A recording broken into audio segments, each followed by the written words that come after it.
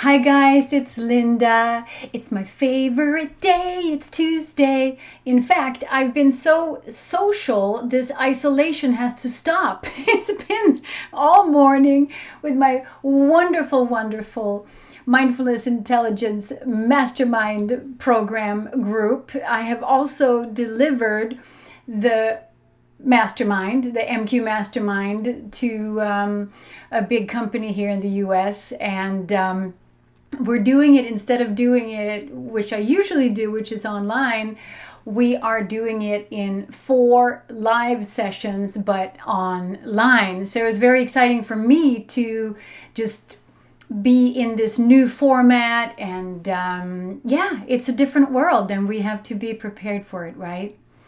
So that is why I talked today about my group, about creativity, about innovation, about all these things that we really need right now, which is really to activate that other part of our brain.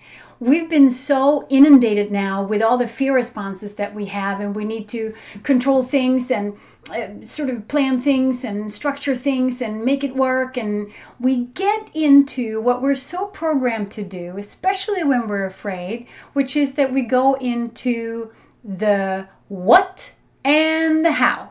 That's how we built businesses, right? What and how. What and how. What are we going to do? How are we going to do it? What we're going to do next? How are we going to do that next? And that's where our mind goes naturally, but well, from our program. But it's also the way it goes when we're scared. That's just the way it is. And so with that, I wanted to bring that shift over. It is a mind training program, so we need to train our minds to work better for us in these times and in all times, because we're always challenged with different things. So that's why we talked about creativity and really reminding ourselves and each other that what mindfulness intelligence is about is not just the what and the how. We need to know the who and the why. And it's especially in the who that we dive in, because you can show up and you can dive straight into the what and the how, but if you don't have a who that's ready to be creative, a who that is ready to be innovative, then what's the use? Nothing is going to happen, right? Nothing exciting, nothing that's going to prepare us for what Governor Cuomo is not calling the reopening, but the reimagining of New York. And I also have to add the world. We are reimagining the world. We are reimagining business. And with that, we need creativity. So we talked about some of these things that research has shown how to, for instance, get idea generation up 55%, how to make have revenues come in and have great savings just by the sheer fact of doing a few things as a habit. And so, with that, we get to examine what are some of these points. And it's so great to do that with a group. And one of the things that I wanted to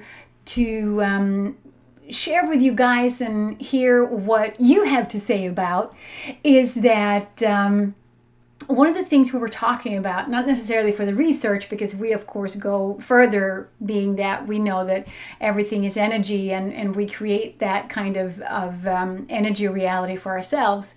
And one of the things that research shows is that when you create without a goal, you really increase your ability to think of innovative and new ideas. And the parallel that we were talking about, or the analogy that I was giving today during our call, and we dove deep into that, is that if you imagine your left brain, that's your logic and your timeliness and your critical thinking, very much so where we tend to lean in business, their results, language, etc. If you liken that to a very tall building, a very, very, very, very tall building, and it's very, very, very narrow, what happens after a while, if you only build with your left brain half, what will happen is that there comes a point where it can't actually go any further. It can't be built any further. What it needs is the support of your right brain half, which is also a building that you can build of creativity.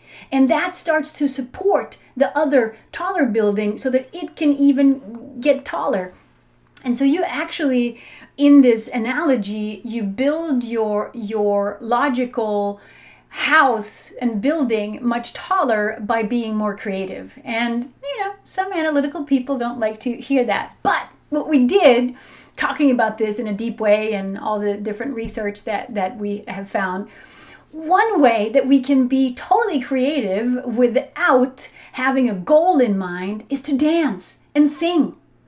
And so what I would love to hear from you are what your favorite songs, when you just want to let loose and dance and feel that happy vibration and happy energy, I would love, love, love to hear what those songs are for you. And that way I can add them to my happy song playlist. And I got some good ones already. Of course, Happy by the Rolling Stones. I also got 'Cause I'm Happy, of course, by Pharrell, right? And I Love Me by Meghan Trainor. And I Know How It Feels by Enrique Iglesias. So do some more. Give me more of these great songs. I would love to have even more reasons to have my energy really vibrate higher and to move my body. We can't look away from this body-mind connection when we've been so isolated. And I don't know about you guys, but I certainly move a lot less naturally.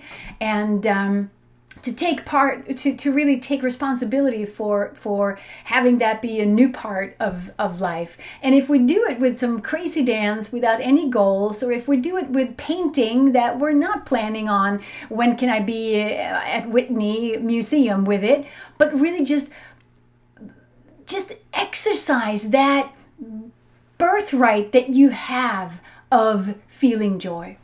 And so I wanted to conclude with something that I shared, which I think is when we do this deeper work together, we cannot forget about the three things that I shared. Number one is to have that kind of integrity, that even if other people call you crazy, even if other people call you wrong, please remember that it's your birthright to feel joy. And the second thing is to remember that you are worthy. It's so easy to get stuck in this erroneous idea of you not being worthy because someone is keeping score, and that whatever you did in the past doesn't, allow you to let certain joy-filled stuff in. Don't worry about the past. You are worthy of all good. And I want to remind you of that, as I did of my group today. And last but not least, there's this receptivity that we keep practicing in the program of Mindfulness Intelligence that really has to do about a willingness to receive. And that one takes some practice, but we can all start by doing our happy dances. And don't forget to give me more of your best ones. And that was it from the report of Mindfulness Intelligence Mastermind program. And as usual, if you want to know more about Mindfulness Intelligence and what we do here, please let me know. Until then, take care of yourself and happy dancing. Bye.